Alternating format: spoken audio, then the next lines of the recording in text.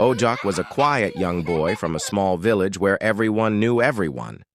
He was raised in a home where privacy was not respected, and adult behavior was often displayed openly, even when children were present.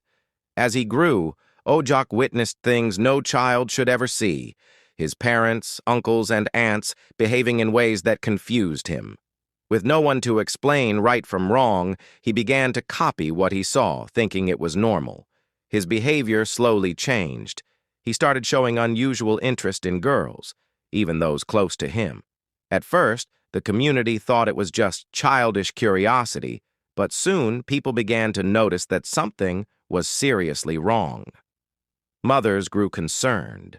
Whispers spread through the village. Ojok's actions were not ordinary, and many wondered what had led him down that path. Watch till the end, subscribe, follow, like, and share. What happened next will shock you. One quiet night in Obalanga village, the sky was full of stars, but Ojok's small house was full of strange sounds. The family shared one room.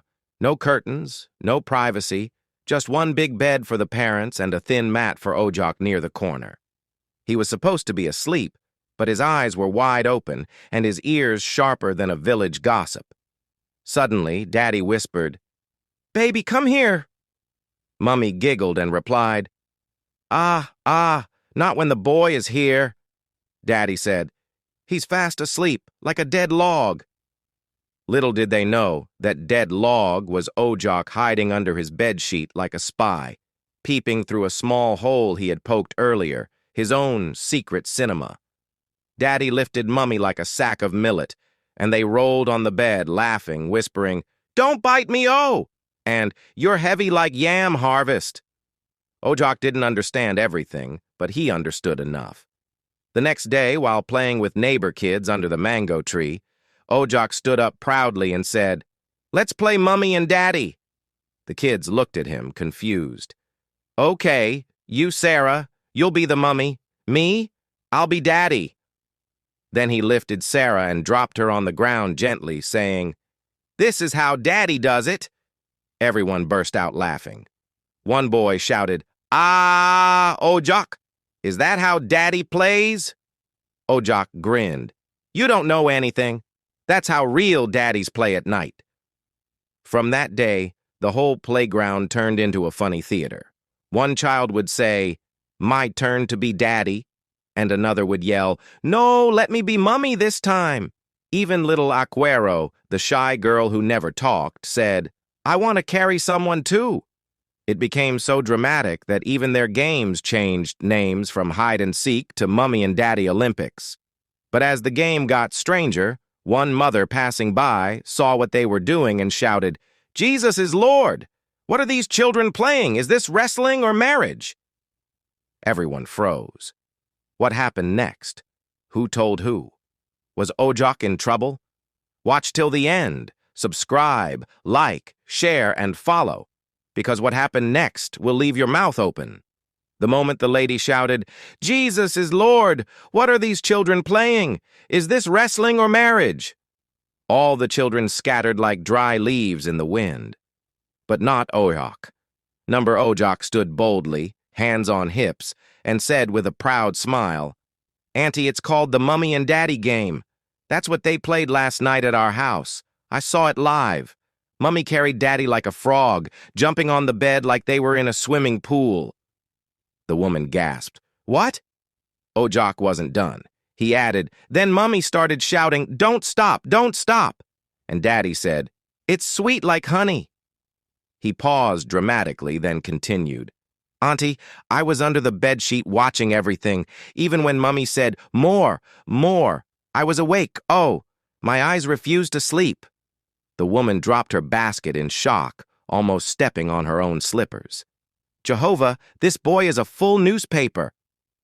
But before she could ask more questions, little Aquero, the tiniest, quietest girl in the group, sprinted away like her feet were on fire.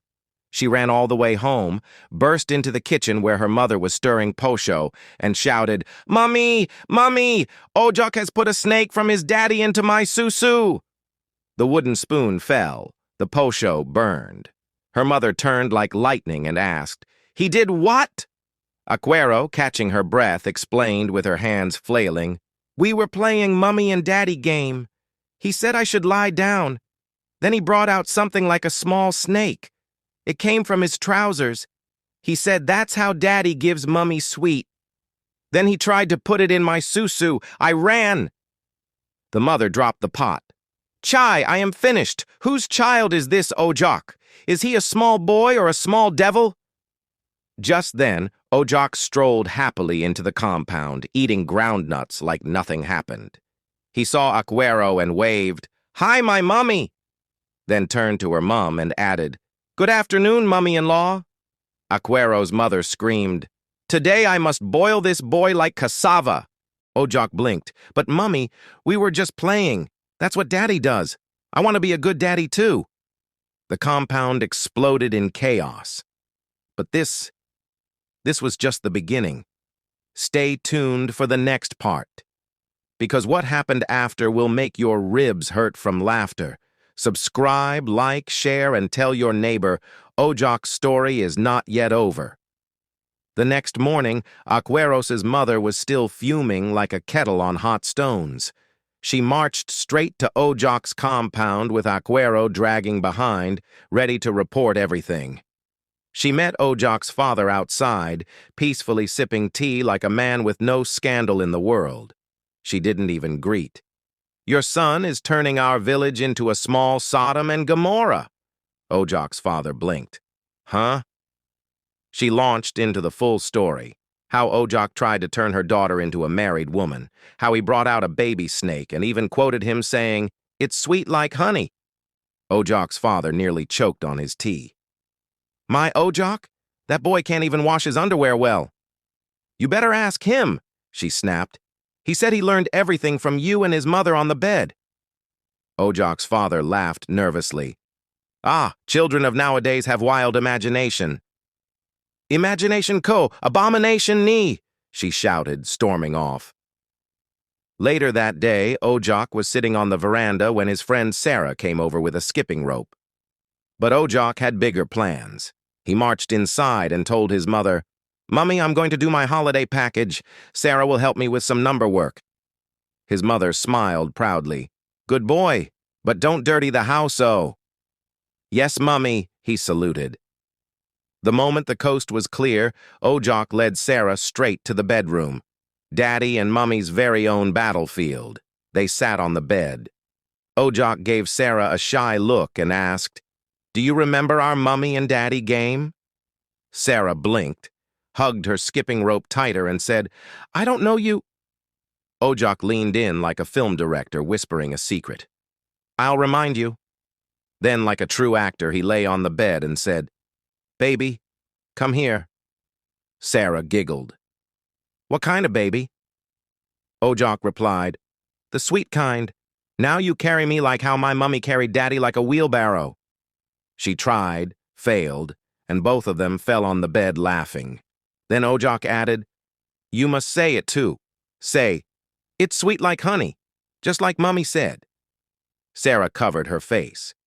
"You're crazy." But minutes later, both were bouncing on the bed, repeating lines like, "Don't stop, baby. More, more.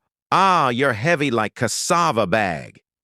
Meanwhile, the bed was creaking like it was reporting them directly to heaven, and just as the fun reached full blast, footsteps, big ones, approaching.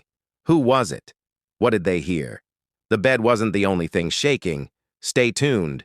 Like, share, follow, and prepare to laugh till your stomach hurts. Ojok's drama is just getting started.